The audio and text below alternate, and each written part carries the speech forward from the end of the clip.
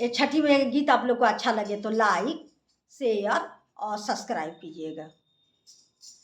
चलना सासु हाले हाले छठी माई के घाट हो, चलना सासु हाले हाले छठी माई के घाट हो, चलना गोतिन हाले हाले आजन बाजन बाजे छठी माई के घाटिया हो, आजन बाजन बाजे छठी माई के घाटिया हो। छठी माई के औरग परी गंगा जी के घाटिया हो, छठी माई के औरग परी गंगा जी के घाटिया हो। फिर तू नजरिया छठी माई, फिर तू नजरिया छठी माई होला जय जयकार हो, चलना सासु हाले हाले छठी माई के घाट हो, चलना गोतिन हाले हाले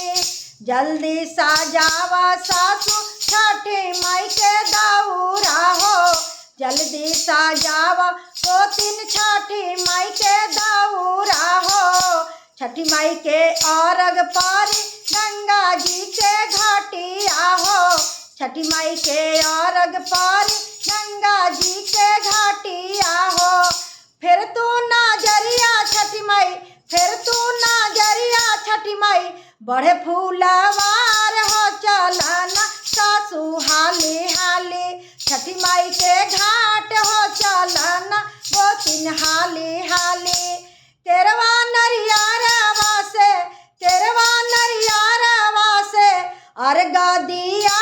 हो, चलना सासु हाले हाले छठी माई के घाट हो, चलना गोतिन हाले हाले केरवा चढ़ाइब छठी माई नारी अर चढ़ाइब हो, केरवा चढ़ाइब छठी माई नारी अर चढ़ाइब हो। फिर तू नजरिया छठी माई, फिर तू नजरिया छठी माई दे तू आशीर्वाद हो, चलना सासु हाले हाले छठी माई के घाट हो, चलना गोतिन हाले हाले छठी माई के घाट हो, चलना सासु हाले हाले केरवा नौरंगिया से,